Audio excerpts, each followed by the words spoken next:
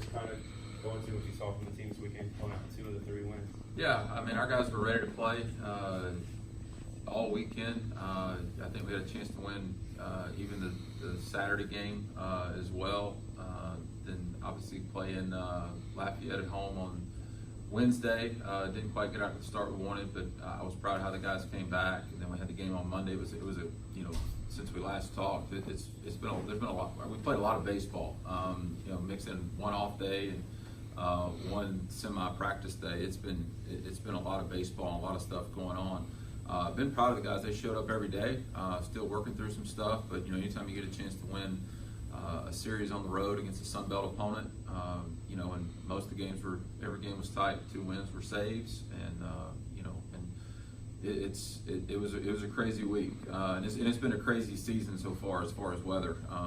Sometimes it's cold, the wind's blowing in, fog delays, you name it. I feel like we've done it. I don't know if we've just played 9 innings in about 2.5 hours yet. It's been kind of crazy as far as the season has gone, but we're kind of about where I thought we'd be at this point. Probably a little bit better in a couple of ways. Proud of our offense and what they've been doing, and getting ready to start conference this weekend. So we had the bye weekend to start the season, and Lamar's coming off a tough weekend against Stephen F. And it's going to be right back to work tomorrow against Tulane, who's a really good club. They played a really challenging schedule. I don't know when the last time we don't play Tulane a lot, but I know it's been quite a few years since we've won in New Orleans. They don't come over here very often or ever. And but we're going to go see if we can take care of business and then get Lamar to open up conference play for us. Go back to Friday night. Just kind of go through what happened on that. Sure. That grand slam that was it, yep. and how you caught that. Yeah, I'll be honest with you. So credit ULM for coming back. We issued some free passes and let them get back in the game. And then after that, we couldn't get off the barrel.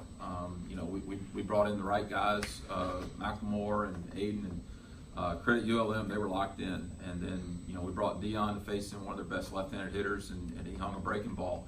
And they hit it out of the park. And, it was, I think, probably the runner on third got caught up in the excitement. He went back to tag. And truth be told, I didn't see it. I didn't see the guy miss the plate, but Dustin Duhan did. And that's if he wouldn't have seen it, it'd have been a tie ball game. We'd probably went to extras right there. And credit him for picking up, being attentive to detail on that. And, I'll never forget that. Our kids, and that was something we talked about at the end. That's one of those things you'll never forget as a player, as a coach, and just teaching and understanding the little things. And it doesn't matter if you're in the game, out of the game, because Dustin already had a big pinch hit triple for us, scored 2 runs in that game, and we had taken him out when they brought the right-hander in, but he was already out of the game. And so you can always find a way to contribute to a win, and in just what could have been a devastating moment for us, he was locked in, and he sure enough jumped right over the plate and getting excited. And one of those things, it's just sometimes the difference between a win and a loss. What are those emotions like? Because you're leading, then they come back, they hit what you think is the game tying grand slam, and then you guys make the tag. So it's a very roller coaster of emotion. What was that like in the moment? It was miserable. Okay.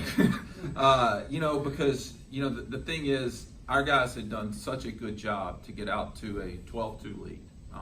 The position players, they came out, they roughed the starter up, they got the bullpen, Rhett Deaton grinded through.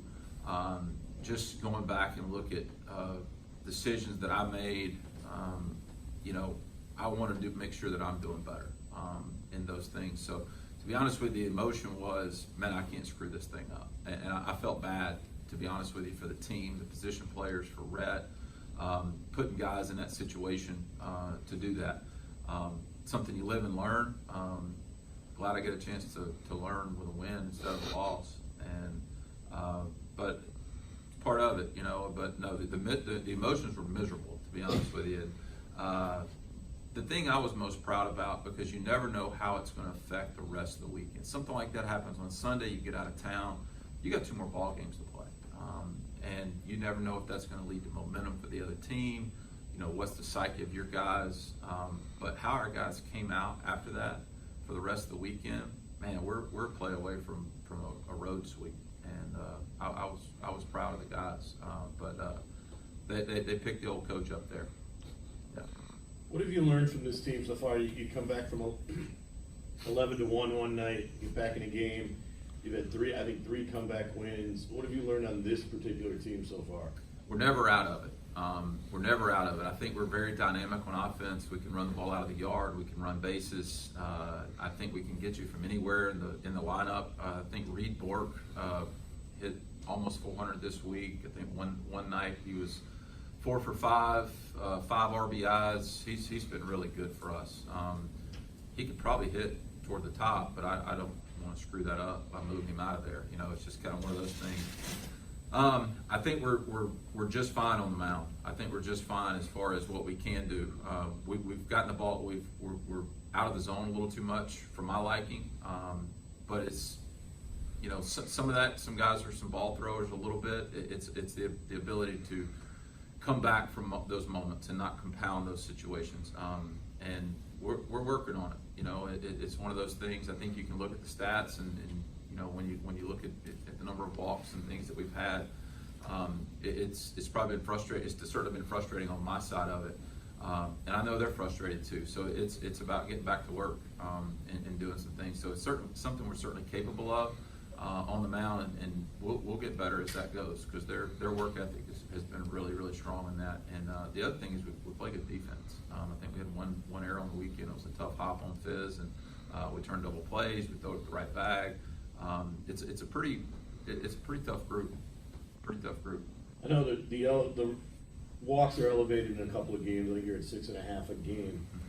But are you settled on your rotation pretty much going into this weekend, or are you still looking? Yeah, I think we're settled as far as this weekend. I don't know if it's going to remain that way. I don't think Red has thrown to his capability since week 1. He's still kind of spraying the ball around a little bit, and that's something you kind of anticipate with a guy coming back from a shoulder surgery.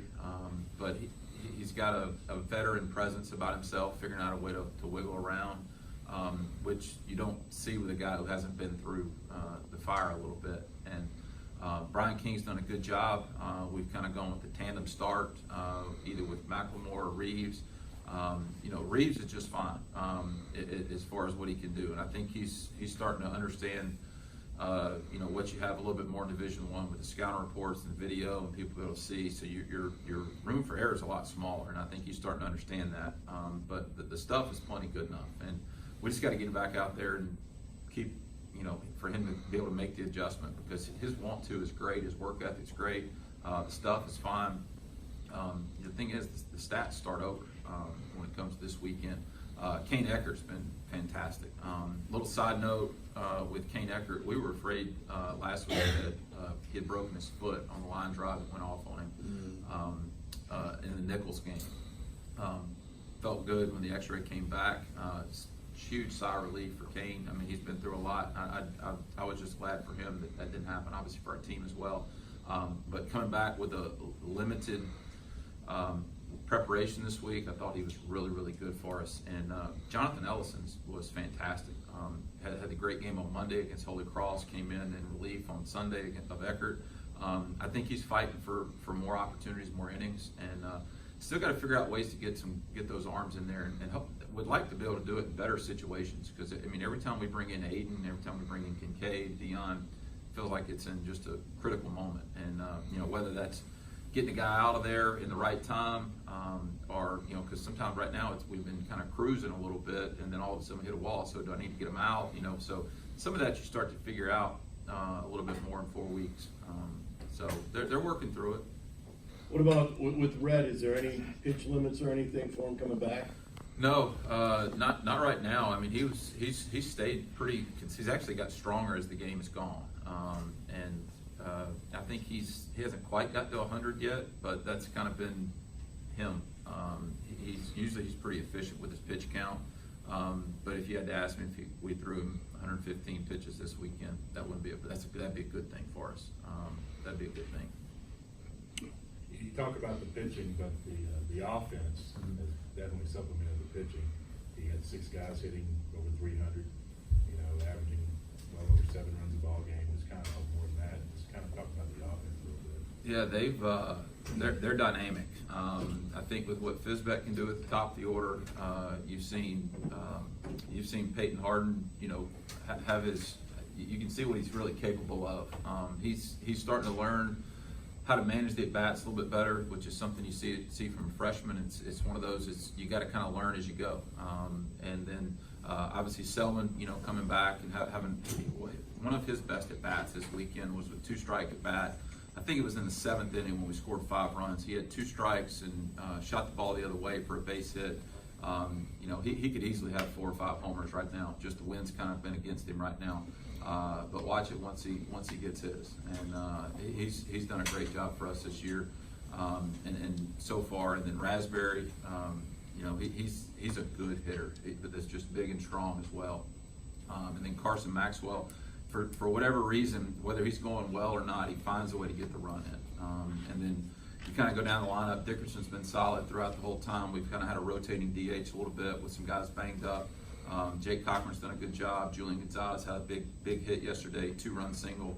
And then, we've had the catchers kind of move around a little bit. And then obviously what Reed Bork's been doing at the bottom of the order.